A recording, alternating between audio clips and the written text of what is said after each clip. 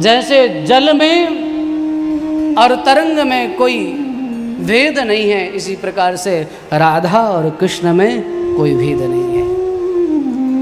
जो वाणी और अर्थ का संबंध है, वागर्थ विवशम प्रक्तौ वागर्थ प्रतिपत्तये जगतः पितरौ वंदे पार्वती परमेश्वरौ।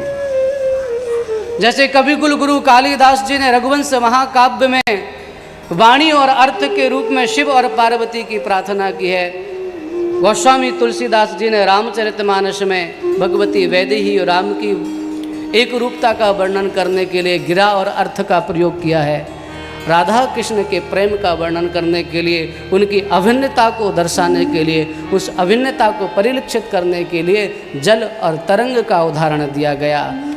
जल और तरंग जिस प्रकार से एक हैं, इसी प्रकार से राधा और कृष्ण दो नहीं, एक है।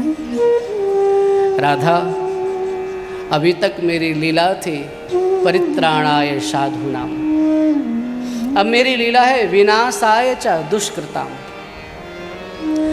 जब तक वृंदावन में हमारे श्री ठाकुर जी रहे, तब तक श्री ठाकुर जी ने पादत्राण धारण नहीं किए, बाल नहीं कटवाए, किसी भी असुर को शस्त्र से नहीं मारा, किसी को मुष्टिका से, किसी को हस्त से।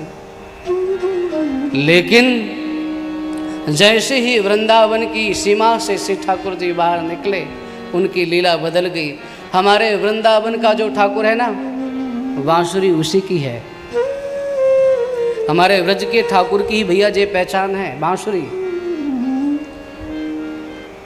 बांसुरी श्री कृष्ण के हाथ में निरंतर रहती थी जब तक वृंदावन में भी रहे, और जैसे ही वृंदावन की सीमा के बाहर गए तो बांसुरी छूट गई। बांसुरी का स्थान शंख ने ले लिया।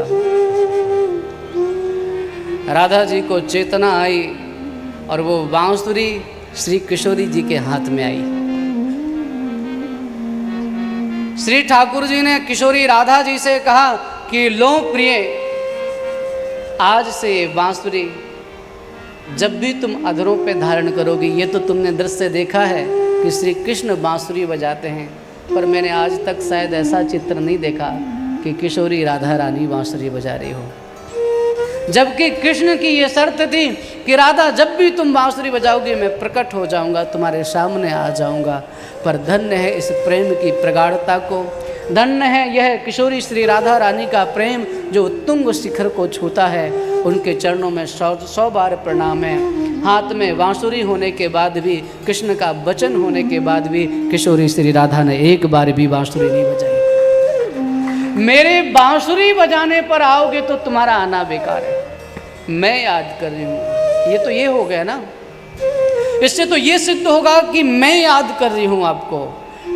बात तो तब है कि मुझे बांसुरी ना बजाना पड़े, मुझे याद ना करना पड़े, मुझे कहना ना पड़े, मेरी पीड़ा आपके हृदय को छुए और आप प्रकट हो जाओ, तो हमारा प्रेम है, तो हमारे प्रेम की विशेषता है, तब हमारा प्रेम सार्थक है।